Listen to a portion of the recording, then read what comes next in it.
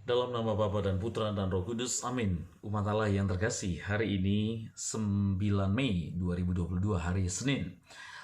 Injil yang kita renungkan dari Yohanes 10 ayat 1 sampai 10. Saya bacakan ayat 3 sampai 5. Untuk dia penjaga membuka pintu dan domba-domba mendengarkan suaranya. Ia memanggil dombanya masing-masing menurut namanya dan menuntunnya keluar. Jika semua dombanya telah dibawa keluar, ia berjalan di depan mereka, dan domba-domba itu mengikuti dia karena mereka mengenal suaranya. Tetapi seorang asing pasti tidak mereka ikuti, malah mereka lari daripadanya, karena suara orang-orang asing tidak mereka kenal. Apa yang paling Anda kenal dalam hidup ini, para saudara? Suara apa yang paling sering bergema di benak Anda? Ada banyak pengaruh yang kita terima secara teratur, ya, setiap hari. Beberapa itu baik dan beberapa itu tidak begitu baik.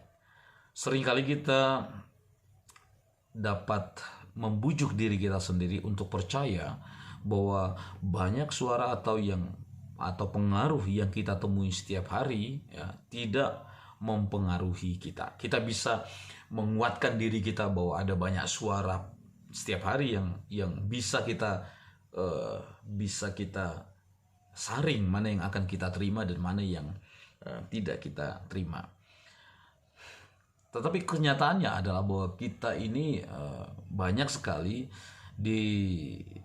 diperdengarkan kepada kita suara-suara itu, suara media sosial, suara budaya pop, suara tentang cinta akan uang, dan suara keinginan untuk diakui, keinginan untuk dipuji dan sebagainya, dan banyak lagi.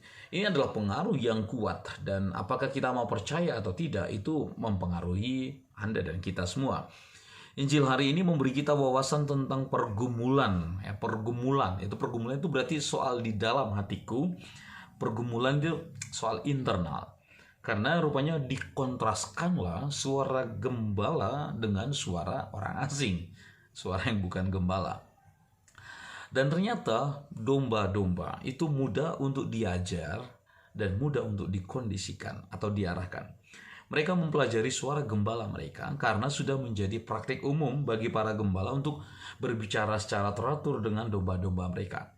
Begitu domba terbiasa dengan suara gembala, mereka akan berbalik dan mengikuti dia ketika gembala itu memanggil. Begitu pula halnya dengan kita. Kita akan mengikuti suara yang paling kita kenal, ya. Apapun yang kita tenggelamkan dalam diri kita setiap hari akan tumbuh pada diri kita dan menarik kita bahkan tanpa sadar. Lalu kemudian kita mengikutinya. Sekali lagi, kita akan mengikuti suara yang paling kita kenal. Suara yang paling kita kenal.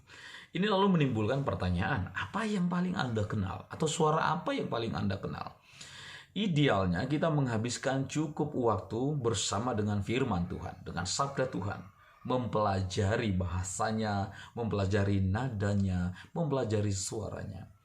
Idealnya kita mendedikasikan sebagian dari hari kita, waktu kita setiap hari untuk merenungkan Tuhan dalam diam. Saat kita melakukan ini, kita membangun sebuah kebiasaan untuk mendengar Dia berbicara, dan kita menjadi nyaman dan terhibur oleh suaranya. Begitulah kebiasaan itu tertanam dalam diri kita. Akan jauh lebih mudah untuk menjalani hari-hari sibuk kita dengan mendengarkan Tuhan kapanpun Dia meminta kita untuk mendengarkan Dia. Kapanpun Dia memilih untuk berbicara kepada kita. Kita akan segera mengenalinya dan kita akan mengikutinya. Maka para saudara, renungkanlah hari ini pada apa yang memanggil Anda paling keras, paling jelas, paling sering. Janganlah kiranya kita membiarkan banyak suara lain di dunia ini menenggelamkan suara Tuhan. Sebaliknya, mari kita mempersiapkan diri kita untuk saat-saat di mana Tuhan memilih waktu, tempat, dan apapun itu untuk berbicara dengan kita.